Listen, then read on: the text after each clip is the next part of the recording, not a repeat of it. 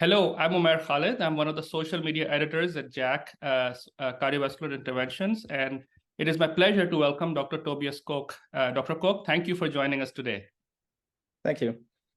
So we are very excited to feature your TCT presentation titled Recurrent Revascularization at 10 years after percutaneous treatment of drug-eluting restenosis in our social media section. So as you know, instant restenosis has remained a major challenge for interventional cardiologists for the last few decades, despite improvements in the stent platforms. How do you think your study adds to the current existing data regarding management of ISR, and specifically if you could highlight the key findings of your study for the audience? Yes, thank you for the question. The new thing in this study is that it was a total event analysis, and we did not only analyze time to the first event. So if you are speaking about instant restenosis, that's something that is reoccurring many times. So this was the first study to show the total event burden of patients presenting with instant restenosis. Thank you, Dr. Koch. And as you said, like the 10-year follow-up was really remarkable. To my knowledge, I don't think I've seen a study regarding ISR for that period of time as well. So my next question is actually about drug-coated balloons, which are still not approved by FDA for coronary use in the United States. So I wanted to hear your thoughts because they are an attractive option for management of ISR and can avoid placement of another stent. So how do you think your analysis compares the role of DCB versus DES after for treatment of ISR? Yes, in Europe, the European guidelines recommend with a class 1A recommendation the use of drug-coated balloon and drug-eluting stent for the treatment of instant restenosis.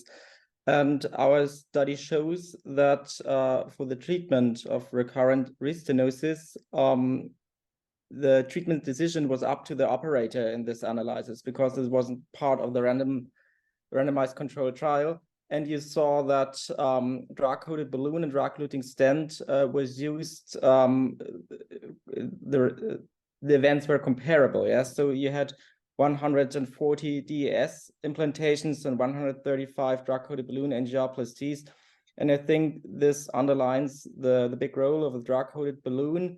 It was not seen with the highest reduction in repeat TLR, but the role by avoiding another stent layer is pretty important for the treatment of recurrent restenosis.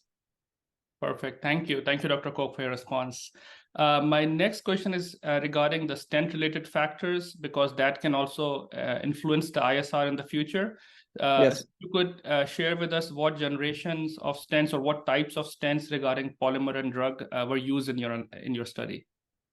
Yes. ESA Desire 3 was conducted between 2009 and 2011. It's a long time ago.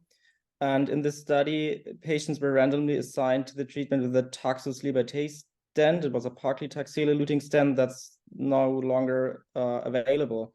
And afterwards, for the treatment of the recurrent restenosis,